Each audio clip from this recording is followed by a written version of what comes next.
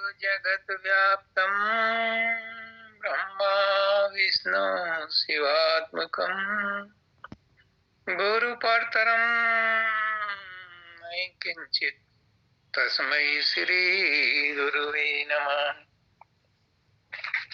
सर्वे भवन्तु सुखिनः, सर्वे सन्तु निरामयाः, सर्वे भद्राणि पश्यन्तु मा कश्चित् दुर्भाग् भवेत्। परम तत्वाधार परम पुरुष पूर्ण धनी मालिक के कुल हजूर पुष्करनाथ जी महाराज की सभी प्रिय आत्माओं, सभी सत्संगी भाइयों बहनों माताओं बुजुर्गों बच्चों सबको राधा स्वामी। आचार्य जयश्री ने जो सत्संग दिया ये सबका निचोड़ है। पुष्करनाथ जी महाराज कहते थे सारा मन का खेल है। अगर मन बस में आ जाए तो कुछ भी करने की जरूरत नहीं। और मन बस कब आता है? जब मन के विचार शुद्ध होते हैं। और विचार शुद्ध होने के लिए जरूरी है कि हम सबके प्रति समता रखें, सद्भाव रखें, प्रेम रखें, श्रद्धा रखें। किसी के प्रति भी अगर नफरत, द्वेष, ईर्ष्या मन में है तो वो सारी कमाई को बर्बाद कर देती है। मन निश्चल नहीं होता, मन शुद्ध नहीं होता। कितना ही साधन ध्यान कर लो वो सब गटर में जाता है। एक और बात है, उन्होंने बहुत बढ़िया बात बताई कि अशुद्ध मन से किया हुआ जब तक भी अशुद्ध ही होता है। अगर मन शांत नहीं है और साधन अभ्यास में बैठे हैं तो उसका प्रभाव पॉजिटिव नहीं होगा, निगेटिव ही होगा। और बाजार में कोई ऐसा डिटर्जेंट नहीं है कि जो हमारे मन को साफ कर सके। और मन को साफ करने की छोटी छोटी बातें हैं जिसमें आचार्य जयश्री ने आज बताया कि ईर्ष्या द्वेष किसी से मत करो। हमें किसने बताया है कि हम दूसरों में कमी निकालें? हम कौन होते हैं? हमें किसने जज बनाया है? परमात्मा ने तो किसी को खराब बनाया ही नहीं। और जब सबके अंदर परमात्मा है तो जिसमें तुम कमी निकाल रहे हो तो किस में निकाल रहे हो? परमात्मा में कमी निकाल रहे हो। और परमात्मा में कमी निकाल करके आप परमात्मा को प्यार नहीं कर सकते। अगर आप किसी के प्रति ईर्ष्या करते हैं तो वो परमात्मा को ही जाती है। अगर किसी को प्रेम करते हैं तो वो भी परमात्मा को ही जाता है। किसी की बुराई करते हैं, किसी के बारे में गलत सोचते हैं तो सबसे पहले हमारे अंदर वो बुराई प्रकट हो जाती है, तभी मुंह से निकलती है। इसलिए अगर संत मत में आए हो तो संत बनो। और संत बनने की शर्त है कि अपने आप के अंदर संतपना लाओ।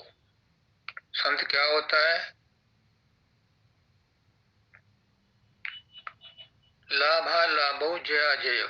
चाहे लाभ हो, हानि हो, जय हो, पराजय हो, जन्म हो, मृत्यु हो, वो सब में सम रहता है। किसी के प्रति द्वेष नहीं रखता, किसी के प्रति बैर भाव नहीं रखता, किसी के प्रति द्वैत नहीं रखता। सबके अंदर अपने परमात्मा को देखता है और परमात्मा को सबके अंदर देखता है। जब ऐसी भावना मन में पैदा होती है तो वो दूसरों का भला हो या ना हो, अपना मन निर्मल होना शुरू होता है।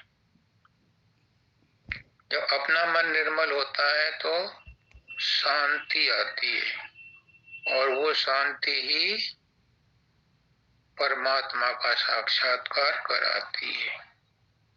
बिना शांत मन के परमात्मा का साक्षात्कार नहीं होता और बिना अपनी कमियां दूर करे मन शांत नहीं होता।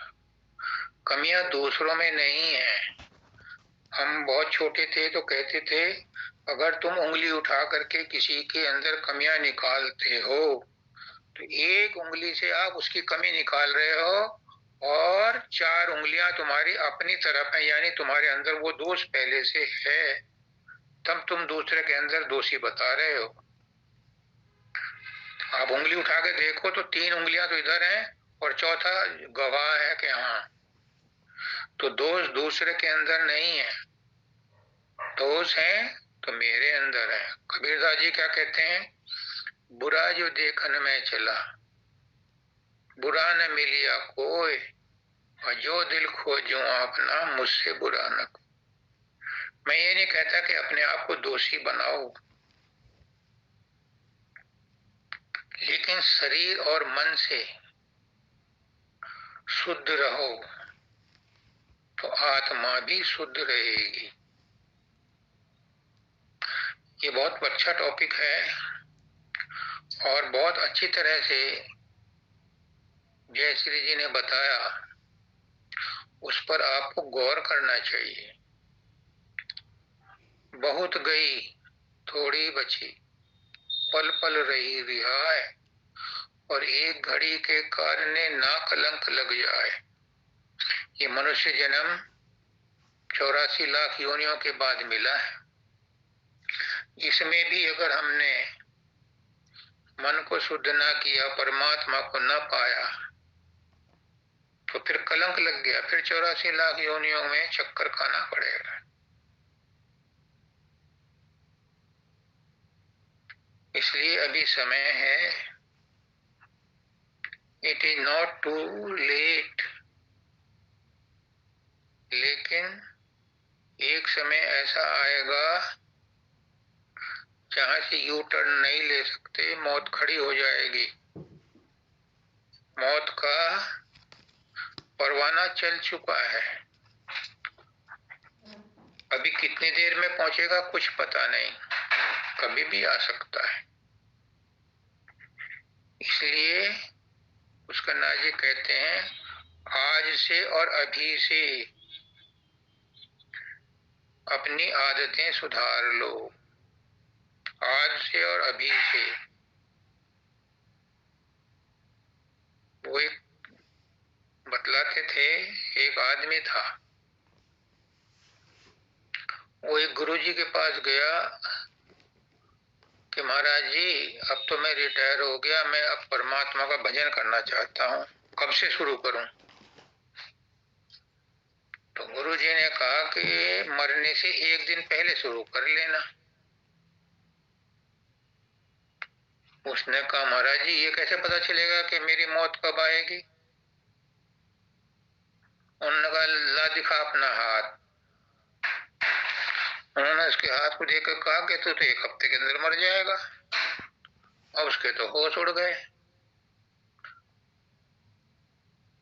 आए तो था नमाज पढ़ने की छूट लेने, रोजे और गले पड़ गए।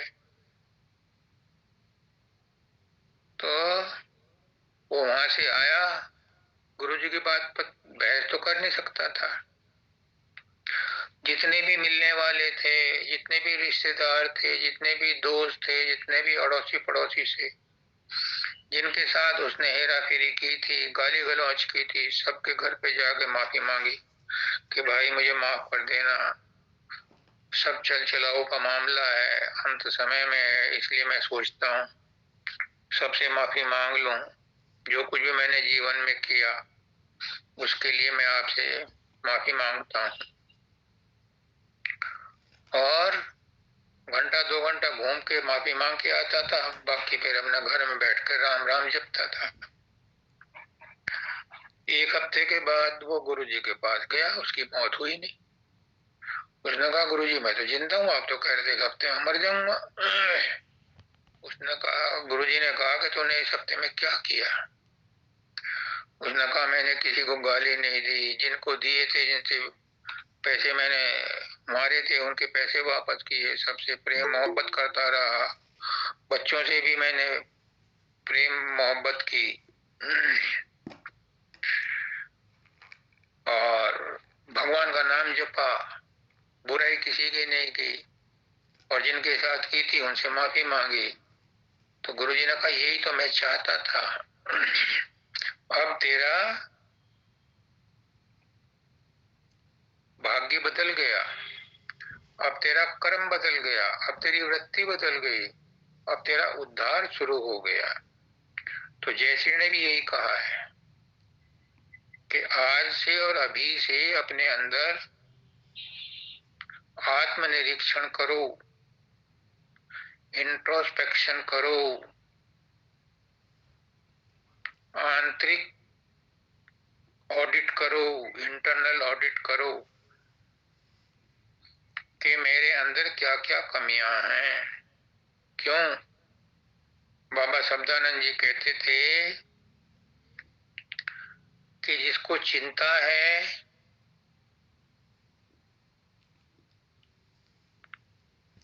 और जिसके अंदर झूठ फरेब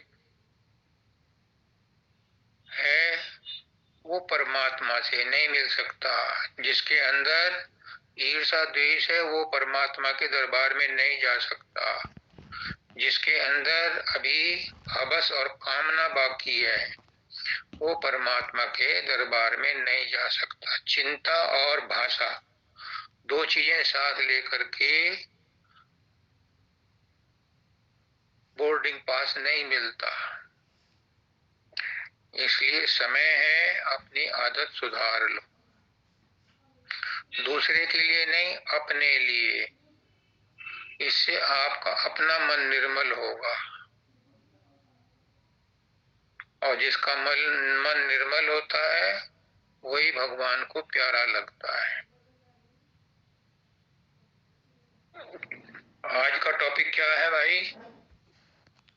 गुरुदेव आज का टॉपिक कर्मों के ऊपर है कि कर्मों में मनुष्य की प्रारब्ध कर्मों की प्रधानता होती है या मनुष्य के पुरुषार्थ की। हाँ, इसको ये भी समझिए। बहुत रिलेवेंट, ये भी बहुत इम्पोर्टेंट टॉपिक है। जैसे जैसे ने बोला कि हम हर रोज किच किच किच किच किच किच करते रहते हैं छोटी छोटी बातों पर। ऐसी छोटी छोटी बातों पर हम ये नहीं समझ पाते कि क्या कर्म करें, कैसे कर्म करें, भाग्य के भरोसे रहें या कर्म के भरोसे रहें। गुरु कहता है कि मौज में रहो, जो हो रहा है उसे होने दो। एक गृहस्थी कहता है आंखों देखी मक्खी कैसे निगली जाए। छलनी में अगर दूध दुहा जाए तो वो कैसे काम आएगा। अगर भाग्य के भरोसे ही बैठे रहे, कुछ कर्म ना करे तो गुजारा कैसे होगा। ये प्रैक्टिकल प्रॉब्लम है। और गुरु कहता है कि जो हो रहा है उस पर सब्र करो। ज्यादा अपने भाग्य से ज्यादा मत मांगो, क्योंकि उसे पता है वो एक पत्थर के अंदर बंद कीड़े को भी भोजन देता है तो तुम्हें भी देगा। अब दोनों में सामंजस्य कैसे बैठाया जाए? दोनों बातें अपनी जगह सही हैं। देखो, जब ये टॉपिक उठा है तो इस पर गुरुदेव जो कहलवाना चाहते हैं वो सुनो क्या कहते हैं, एक शायर ने कहा है, तदबीर इंसान, तदबीर मतलब कर्म, जुगाड़, क्रिया, तदबीर इंसान, तकदीर इंसान के मातहत है दोस्तों, मगर ये ख्याल नौजवानों को मुर्दा दिल बना देता है। वही बात आ गई कि अगर भाग्य के भरोसे ही बैठे रहेंगे तो गुजारा कैसे होगा। जो हम तदबीर करते हैं वो जो तकदीर में लिखा है उसके अनुसार ही सफलता मिलती है। एक आदमी सारे दिन रिक्शा चलाता है, हल जोतता है, अब तो पेट भर भोजन मिल जाता है, पहले नहीं हुआ करता था, लेकिन वो गरीब का गरीब ही रहता है। एक आदमी घंटे भर के लिए अब राजे से हफ्ते में एक दिन जाता है, अब पैसे मिल जाते हैं। कुछ लोग एक घंटे के लिए ऑफिस जाते हैं और पूरी तनख्वाह लेते हैं। तो जो वो कर्म करते हैं वो तकदीर से रिलेटेड है, तदबीर से रिलेटेड नहीं है। तदबीर तो सभी करते हैं, लेकिन जिसकी तकदीर में होता है उसको फल मिलता है, और जिसकी तकदीर में नहीं होता उसको फल नहीं मिलता। कर्म तो करना पड़ेगा। तदबीर इंसान, तकदीर इंसान के मातहत है दोस्तों, पर ये ख्याल नौजवानों को मुर्दा दिल बना देता है। हाँ, बूढ़ों के लिए अच्छा है ख्याल दोस्तों। उसमें लिखा था कि जितने बड़े बड़े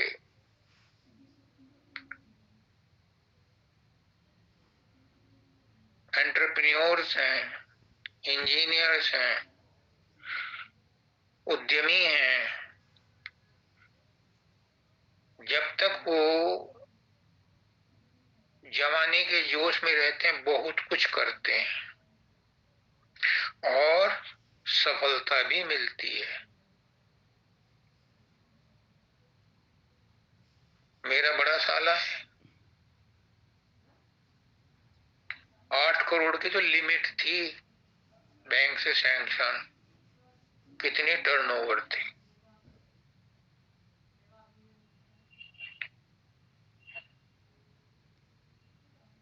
इससे भी बड़े बड़े इंडस्ट्रियलिस्ट हैं। तो जब तक चल रहा है चल रहा है, जब समय खराब आता है तो फिर सब कहते हैं यार तकदीर का मामला है। उसका भी एक कॉन्ट्रैक्ट था उड़ीसा में, तूफान आया, सारा स्ट्रक्चर तूफान में बह गया, अब नुकसान इसको हो गया, सारी फर्म असेट्स खत्म हो गए। यहाँ आकर के विश्वास करना पड़ता है कि सब तकदीर का मामला है। पुरुषार्थ वो अभी भी करता है, लेकिन अब नजरिया बदल गया है। पहले अपने बलबूते पर करता था, अब भगवान के भरोसे पर करता है। तो पुरुषार्थ जो है, जब हमें शरीर मिला है तो पुरुषार्थ करने के लिए मिला है, पुरुषार्थ करना चाहिए। अब पुरुषार्थ की डेफिनेशन भी सुन लो, जो गुरुदेव बता रहे हैं, नोट कर लो। हमारे भारतवर्ष की परंपरा में 4 पुरुषार्थ मेन है।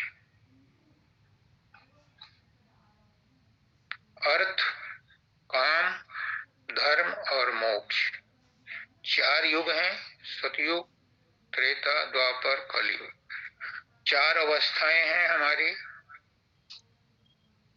बालपन, जवानी, अधेड़ और बुढ़ापा। तो 4 पुरुषार्थ बताए हैं चारों के लिए।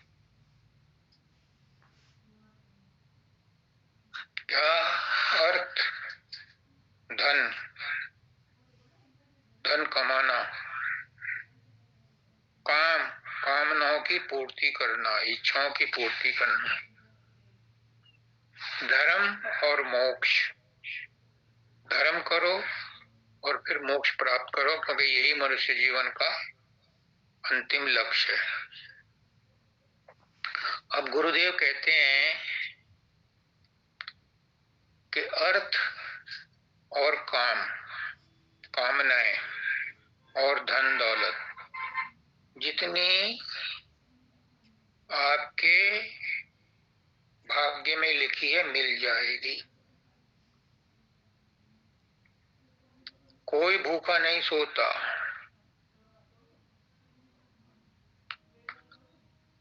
इसीलिए कहते हैं गुरुदेव कि अपने भाग्य से ज्यादा मत मांगो, यानी कामनाएं ज्यादा मत इकट्ठी करो। जो है उन्हें तृप्त कर लो, कुछ को तृप्त कर लो, कुछ को छोड़ दो।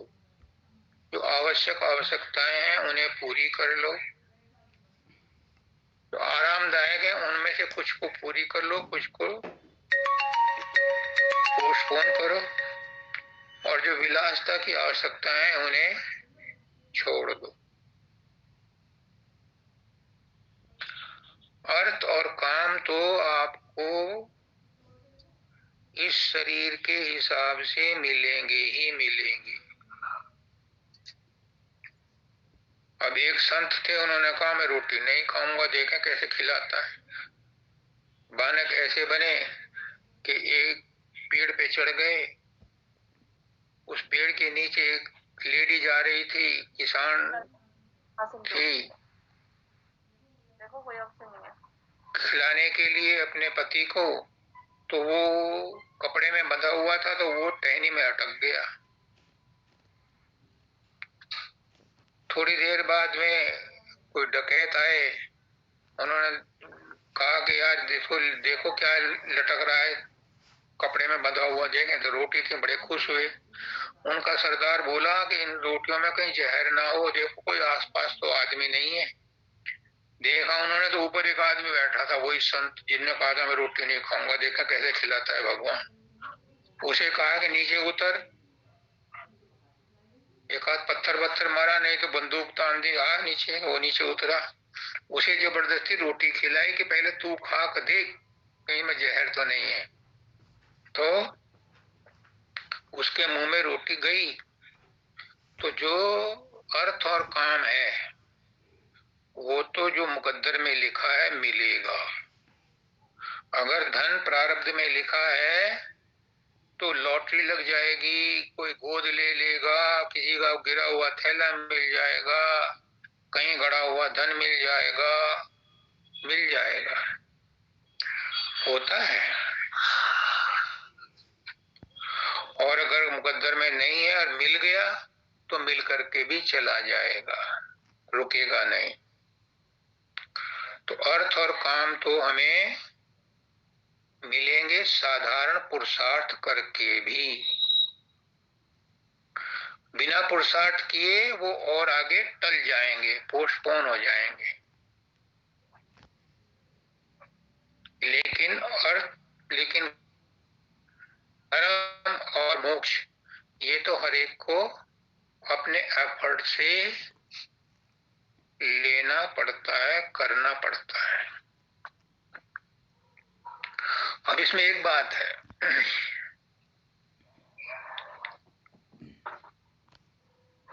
धर्म आप सब समझते हो, पुण्य का काम करना, दूसरों की सहायता करना, इसके लिए धन चाहिए। अर्थ और धन एक दूसरे की वृद्धि करते हैं, एक दूसरे के सहायक हैं। जो ज्यादा धन कमाता है, अगर वो धर्म के काम करने लगे तो उसका धन और बढ़ता है। ये प्रकृति का नियम है। रहीमदास जी कहते हैं कि दोहे में, देने वाला कोई और है, देत रहत दिन रैन, और लोग भरा मुझ पर करें या भी नीचे नैन। वो नीचे नैन करके रोज दान दिया करते थे, आदमी की शक्ल भी नहीं देखते थे। तो जो देता है उसे मिलता है। बाबा फकीर भी ये कहते हैं, जो देता है उसे मिलता है। जो कंजूस होता है उसका धन किसी काम नहीं आता, तो उसके अपने काम भी नहीं आता, सरकारी हो जाता है, या जिसको मिलता है वो ऐश करके उसे लुटा देता है। धर्म की भी चार, धन की भी चार गति होती है। या तो वो सदुपयोग होगा, या दुरुपयोग होगा, या वो फिर बट जाएगा, लुट जाएगा, उसकी नीच गति होती है। और नहीं तो उसे गल जाएगा पड़ा पड़ा धरती में। तो इस तरह से कहा है कि जो धन देता है, धन और धर्म साथ साथ चलते हैं। अगर धन नहीं है तो तुम धर्म भी क्या करोगे। तो एक दूसरे की वृद्धि करते हैं। लेकिन अगर धार्मिक काम करके, समझो बड़ी एक बारीक चीज है, अगर धर्म का काम किया और कामना साथ रह गई तो गई भैंस पानी में। धर्म का काम तो किया, लेकिन यश प्राप्त करने के लिए आजकल ये बहुत चल रहा है, झाड़ू हाथ में ली और 10 फोटोग्राफर ने फोटो खींच लिया, पता चला कि हमने तो सफाई अभियान में हिस्सा लिया। धर्म का काम नहीं हुआ वो, उसमें तो नाम बड़ाई मिल गई। तो जो धर्म का काम करते हैं और मान बड़ाई कामनाएं साथ रखते हैं, तो धर्म ने उनको मान बढ़ाई दे दी और धर्म नष्ट हो गया, मतलब वो कर्म बन गया। इसी तरह से धन कमाया और उसको कामना पूर्ति में लगा दिया, तो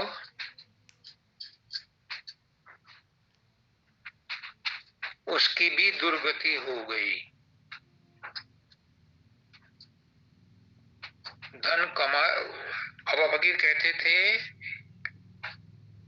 10 उंगलियों से कमाओ, दोनों हाथों से कमाओ, ईमानदारी से कमाओ और ईमानदारी से खर्च करो, दान दो।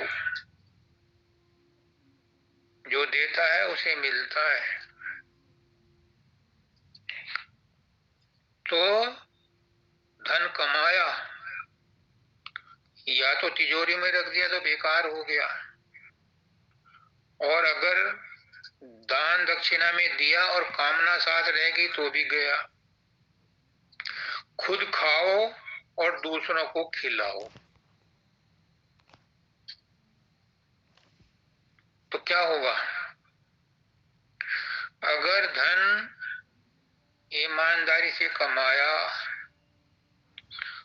दूसरों को खिलाया,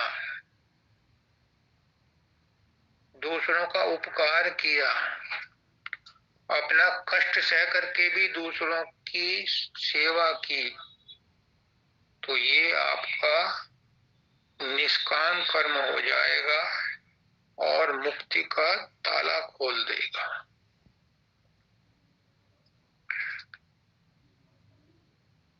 अगर आपने धर्म किया और निस्वार्थ भाव से बिना नाम बताए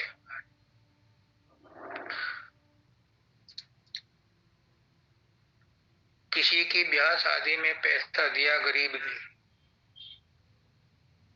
इससे आपका अंतःकरण शुद्ध हो जाएगा, मन शुद्ध हो जाए। एक सेठ जी थे, अच्छे पैसे वाले थे और पूजा पाठ भी करते थे। एक बार अपने गुरुजी के पास गए, उनसे पूछा कि गुरुदेव, मैं ईमानदारी तो पूरी 100% नहीं है, लेकिन फिर भी मैं 70-80% ईमानदारी से पैसा कमाता हूँ, दान दक्षिणा भी करता हूँ, मेरे मन में शांति नहीं। तो उनके गुरुजी ने कहा, सेठ जी, कोई ऐसा काम करो, लोग तो वाह वाह करें, लोगों का तो कल्याण हो, लेकिन तुम्हारा नाम ना हो, पता नहीं चलना चाहिए। खैर, वो आ गए। 15-20 दिन बाद गंगा स्नान था, वो नहाने गए। देखा एक बच्चा बाहर जा रहा है, बह गया गंगा में। वो तैराक थे, तैरना जानते थे। उन्होंने डुबकी लगाई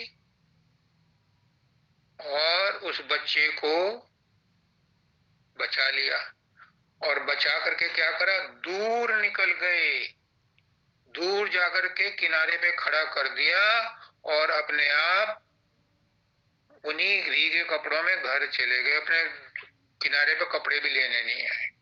किसी को ये पता नहीं चला कि किसने बचाया।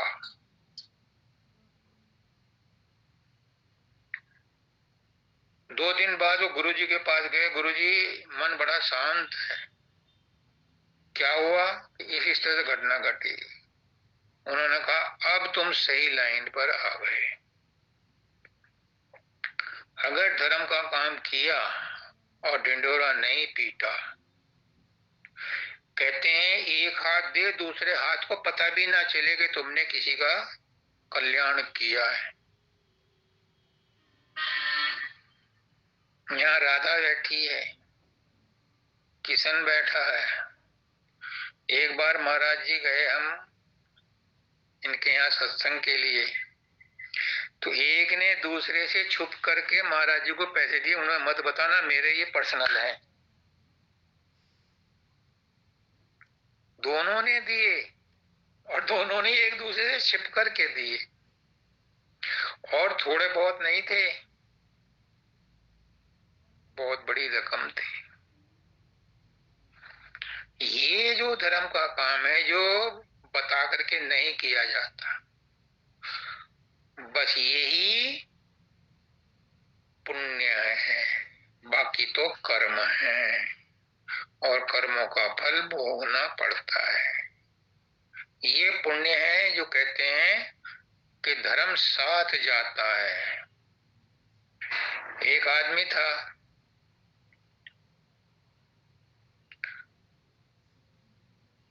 बाप का पैसा मिला, खूब ऐशो आराम किया।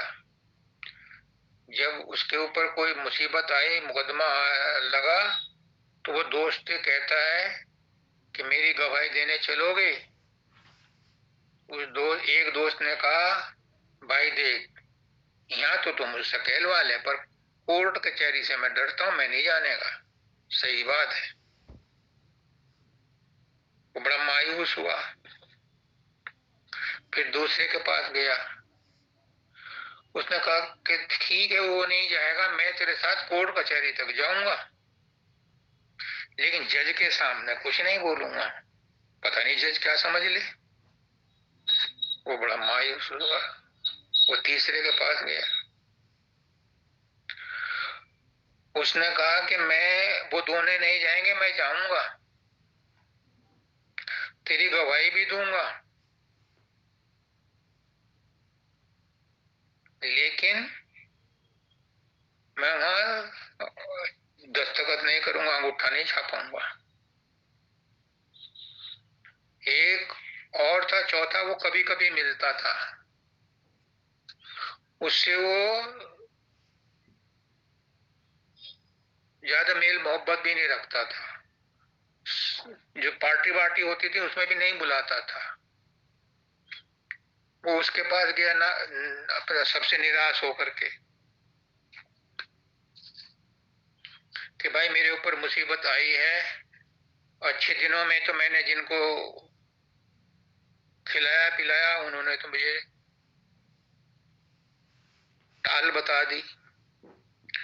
अब तू एक सज्जन आदमी है, इस गांव में रहता है, हालांकि मैंने तेरे साथ कोई धर्म कर्म नहीं करा, लेकिन एक सज्जन होने के नाते तू मेरी मदद कर सकता है। उसने कहा हाँ करूंगा, आखिर तक करूंगा।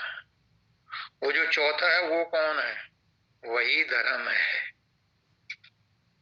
वही साथ जाता है, धर्मराज के घर तक भी जाता है और वहां भी बता के आता है कि इसने ये अच्छा काम किया था। इसलिए जो भी पुरुषार्थ करो, सोच समझ करके करो। पुरुषार्थ बिना किए गुजारा नहीं है। भाग्य भी उसी को साथ देता है जो पुरुषार्थ करता है।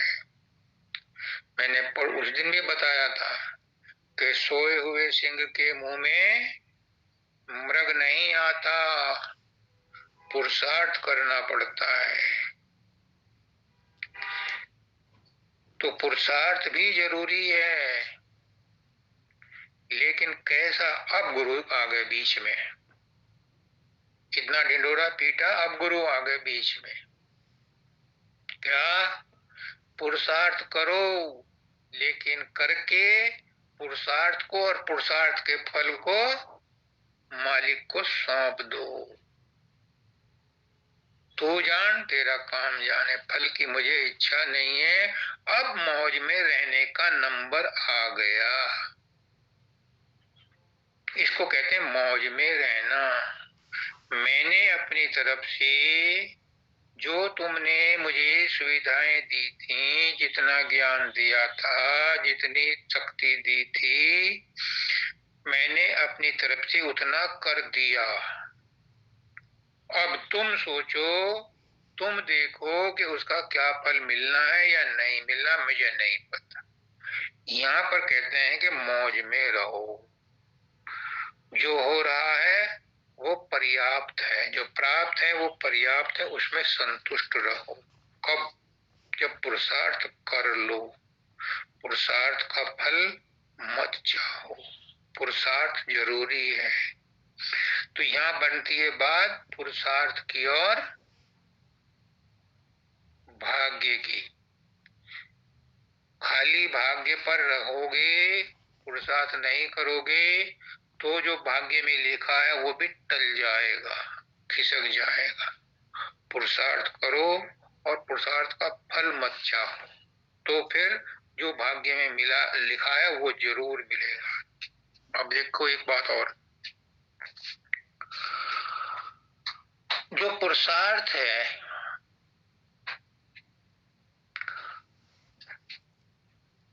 वो कंपलसरी है। क्यों? मनुष्य जीवन मिला ही इसलिए है, और योनियों में जितना पुरुषार्थ होता है वो पुरुषार्थ काउंट नहीं होता, वो तो भोग योनियां हैं। पुरुषार्थ की स्वतंत्रता मनुष्य योनि में ही मिली है, और उस स्वतंत्रता का अगर सदुपयोग करोगे तो इस आवागमन से भी छुटकारा मिल सकता है। अगर पुरुषार्थ नहीं करोगे उस स्वतंत्रता के साथ, उसका दुरुपयोग करोगे, तो अन्य पशुओं की, अन्य योनियों की तरह वो पुरुषार्थ पुरुषार्थ में काउंट होगा ही नहीं, वो भोग योनि ही मानी जाएगी। बल्कि और एक और मजे की बात, आप ये सोचो कि जो 84 लाख योनियों में हम कर्म भुगतते हैं, समझो, उन योनियों में जो कर्म होते हैं उनका तो भुगतान होता ही नहीं, वो तो भुगत रहे हैं, वो तो कर्म बनते ही नहीं। तो 84 लाख योनियों में जो कर्म भुगतते हैं, ये कौन सी योनि के कर्म भुगतते हैं? ये मनुष्य योनि के कर्म एक जन्म में करे हुए 84 लाख योनियों तक पीछा नहीं छोड़ते, और कर्म कभी कर्म से नहीं कटता। अपने कर्मों से आप कर्मों के बंधन नहीं काट सकते। कर्मों के बंधन या तो निष्काम कर्म से कटेंगे, या प्रेम से कटेंगे, भक्ति से कटेंगे, ये ज्ञान से कटेंगे, और वो सिर्फ मनुष्य योनि में ही सीमित है। यही है वो सीमित स्वतंत्रता जो अन्य योनियों में नहीं मिली। इस योनि, मनुष्य योनि में आकर के भी अगर हमने अपने कर्म काटने का काम नहीं किया, तो ऐसी मनुष्य योनि, ऐसी दूसरे पशु पक्षी की योनि, क्या फर्क पड़ता है? बल्कि इस योनि में आकर के जो हम अधर्म करते हैं, अत्याचार करते हैं, बलात्कार करते हैं, चोरी डकैती झूठ फरेब सब कुछ करते हैं, अगले अनंत अनंत अनंत योनियों के लिए गड्ढा खोद लेते हैं इसी जन्म में। ये अनवरत चलता रहता है, ये व्हील ऐसे ही चलता रहता है। और मनुष्य योनि में आकर के जो हमें स्वतंत्रता मिली थी बाहर निकलने की, हम उससे ना निकल करके और इसी में फंसे रहे। एक बात और बताऊं, गुरुदेव बता रहे हैं, मैं नहीं बता रहा। भाग्य का फल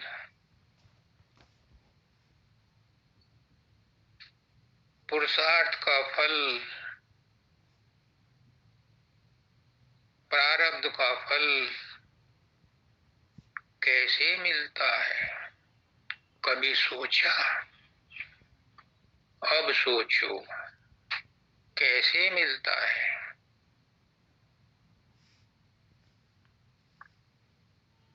ये फल कर्मों के रूप में नहीं मिलता, भूल जाओ। ये फल परिस्थितियों के रूप में मिलता है। जो भी परिस्थिति हमारे सामने आई है, ये कर्मों का फल है। जो हम कर्म कर रहे हैं, ये प्रारब्ध कर्म का फल नहीं है। जो परिस्थिति बन के आई है, वो कर्मों का फल है। किसी की अच्छी परिस्थिति हो, किसी की बुरी परिस्थिति हो, ये कर्मों के फल से आई है। एक सीधा साधा आदमी अगर किसी गैंग में फंस जाए,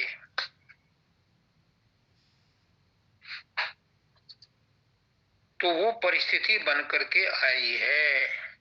इसका मतलब एग्जाम्पल दे के बताता हूं, तब समझ में आएगा।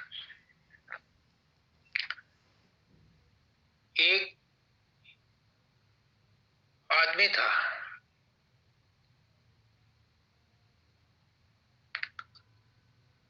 पिछली बार भी मैंने एक शायद वो स्टोरी लिख के भेजी थी।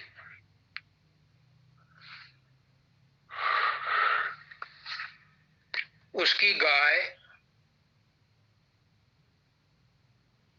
किसी के घर में घुस गई, और जिसके घर में घुस गई वो महीने भर से खुदा से अरदास कर रहा था, मुझे बिना मेहनत की कमाई चाहिए।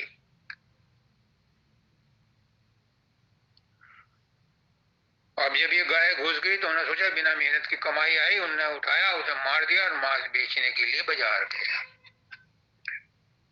जिसकी गाय थी उसने उसके साथ झगड़ा किया कि मेरी गाय क्यों मारी तूने, तेने मेरे गाय के पैर ये हैं, सींग ये है, इसके गले में मैंने ये ताबीज बांधा था, ये इसके यहाँ है, तेने गाय को मारा। उसने कहा मारा? क्यों मारा? मैं तो खुदा से 1 महीने से अरदास कर रहा था कि मुझे बिना मेहनत की कमाई चाहिए, मुझे दी उसने, मैंने, मेरे घर आ गई, मैंने मार दिया। अब बात गई राजा के पास। राजा ने उससे पूछा, कसाई से, क्या तूने पैसे दे करके खरीदी गाय? नहीं। तो फिर इसकी गाय के पैसे दे। उसने कहा मैं तो खुदा से मांगी, खुदा ने दिए मुझे। तो राजा ने कहा ऐसा तो कोई न्याय नहीं होता। तो वो रो पड़ा कसाई कि आप खुदा को नहीं मानते। तो राजा ने, बादशाह ने कहा कि भाई इसका फैसला कल होगा, आज नहीं होगा। वो गाय वाला भी आ गया और वो भी आ गया। अगले दिन जब वो अपनी नमाज में बैठा या ध्यान करने बैठा तो उसे कुछ महसूस हुआ। उसने कहा जो गाय वाला था कि ये गाय को भूल जा और अपने घर जा, इतने में संतोष कर। वो कहने लगा कल तो आप ये कह रहे थे कि पैसे दे या फिर वो कर। वो कल का फैसला था जो नहीं सुनाया था। आज का फैसला ये है कि तू बहस मत कर, घर को वापस चला जा। उसने कहा नहीं, मैं तो पैसे लेकर जाऊंगा। तो बादशाह ने कहा आज से तेरे बीवी बच्चे इसकी नौकरी करेंगे घर पे फ्री।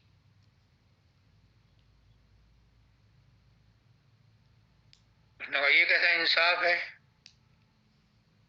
जो और वजीर थे उन्होंने भी कहा ये कैसा इंसाफ है हुजूर, इसकी गाय भी मारी गई, इसके बीवी बच्चे इसकी जो है फ्री में नौकरी करेंगे। कि हाँ, खुदा का हुक्म यही है। ये सेठ पहले जन्म में इसके बाप को मार करके इसका सारा पैसा इसने ले लिया था।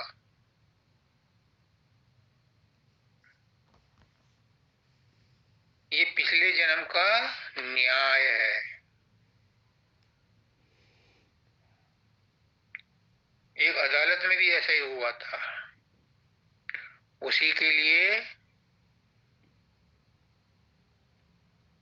वो वीरेंद्र जो है ना, उसने कहा था, इसका नाम पड़ गया था इसीलिए वीरेंद्र का नाम हो गया था। क्या नाम डाला था उन्होंने? रघुनाथ जी। मथुरा में एक केस हुआ, नहीं कहीं साउथ में एक केस हुआ था।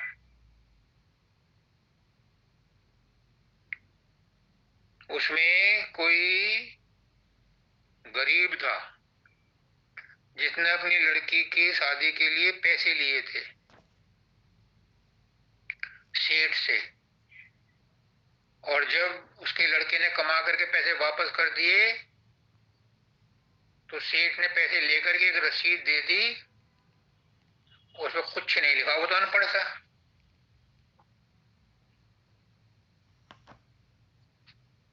तो फिर उसने, सेठ ने पैसे मांगे दोबारा से 2-4 महीने बाद। उसने कहा पैसे तो मैंने दे दिए। नहीं, तेरा कोई गवाह है? अगर नहीं है। अब ये बात जब जज के पास पहुंची तो जज ने भी कहा कि कोई गवाह है? उसने कहा जी एक है।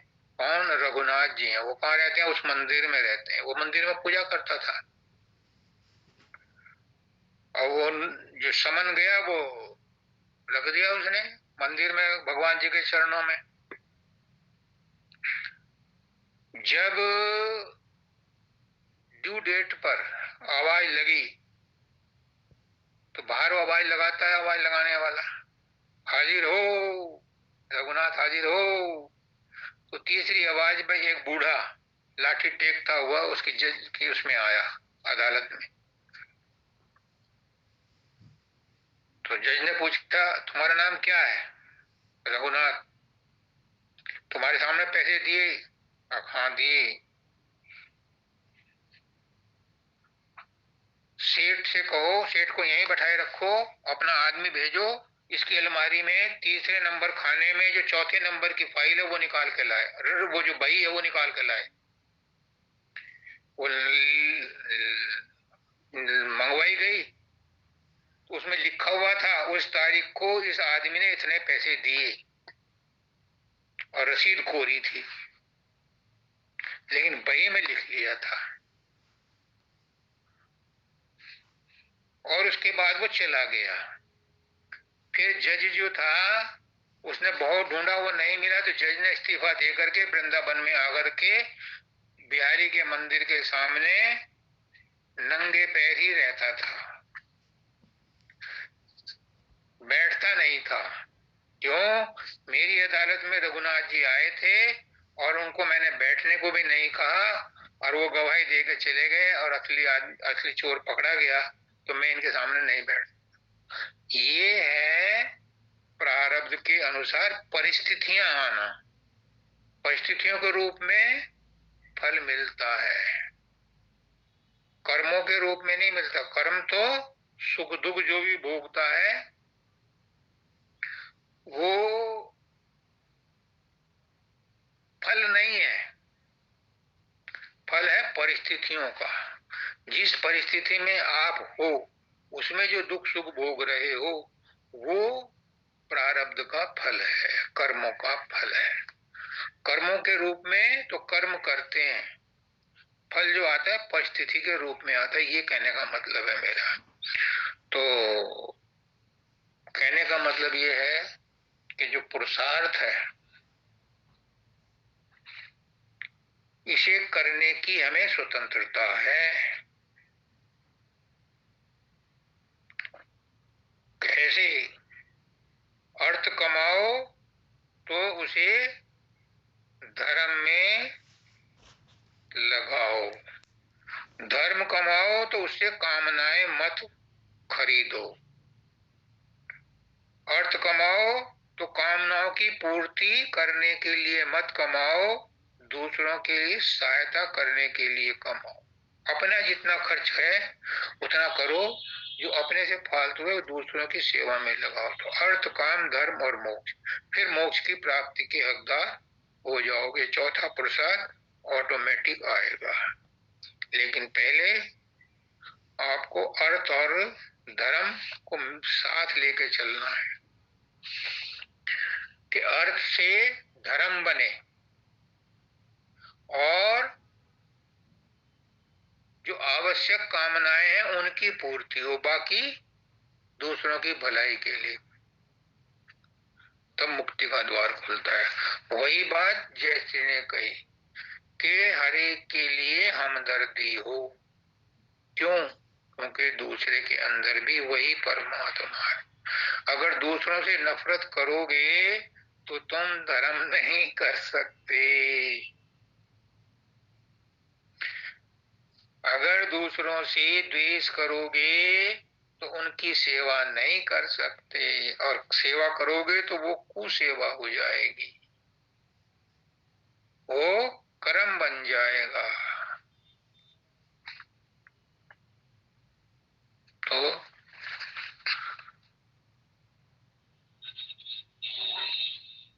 गुरु अर्थ देत गुरु धर्म देत गुरु काम मोक्ष देने हारे, गुरु महिमा जाने न ऋषि मुनि, शिव शारद शेष की पार कहाँ। सार असार की प्रीत छुटी, गुरु भक्ति सम कोई सार नहीं। तो गुरु हर जगह जरूरी है। ये सद्बुद्धि कौन देता है?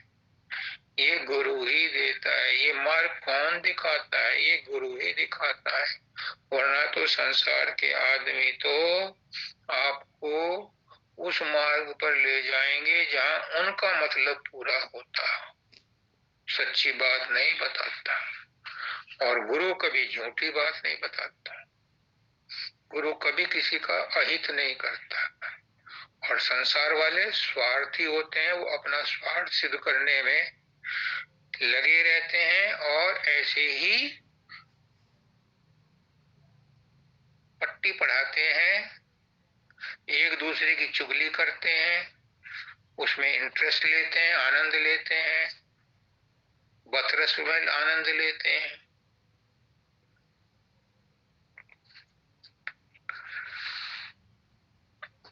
तो बड़ा जीना एक लाइन है पुरुषार्थ को और भाग्य को मिला करके चलना। क्योंकि पुरुषार्थ हम आज कर रहे हैं, भाग्य का हमें पता नहीं।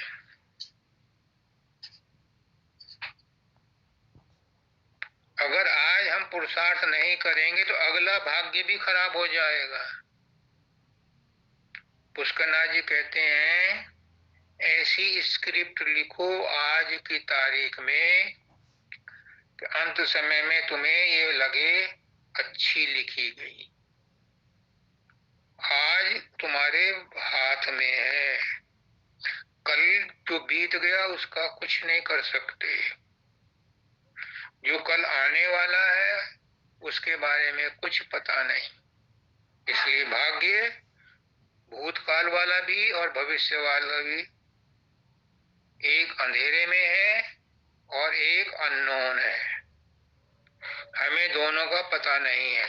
हमारे हाथ में पुष्करनाथ जी कहते हैं आज का दिन है। आज जो आप कर्म करोगे उससे आप अगले आने वाला जो भविष्य उसको सुधार सकते हो। पुराने वाले का तो जो होगा देखा जाएगा, झेला जाएगा।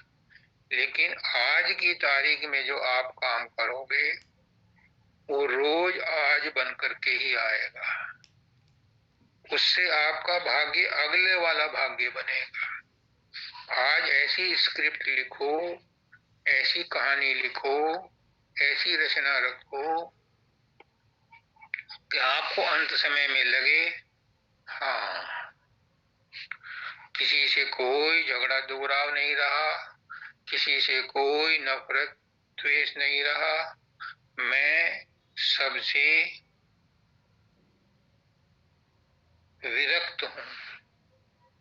मेरा संबंध सिर्फ परमात्मा से रहा, क्योंकि निष्काम कर्म में कर्मों का बोझ नहीं पड़ता।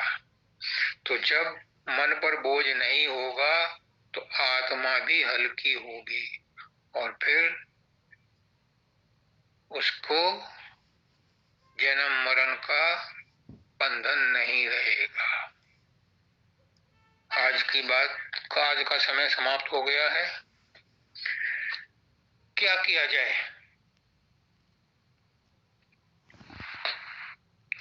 पुरुषार्थ, एक बात और सुन लो, पुरुषार्थ में भी हम कितना ही काम करें फल उसी का मिलता है जो भाग्य में लिखा होगा। अगर भाग्य में नहीं लिखा तो पुरुषार्थ करने के बाद भी नहीं मिलेगा कोई फल। इसलिए गुरु कहता है कि कर्म करके भूल जाओ या परमात्मा को दे दो, या उसका फल भी परमात्मा को दे दो। क्यों? क्योंकि अगर आपने उसके साथ संबंध रखा, कर्म के साथ रखा, क्रिया के साथ रखा या फल के साथ रखा, तो संबंध तो रहा, और संबंध रहा तो फिर बंधन भी रहा। संबंध के साथ ही बंधन है, संबंध नहीं है तो बंधन भी नहीं है। सबको राधा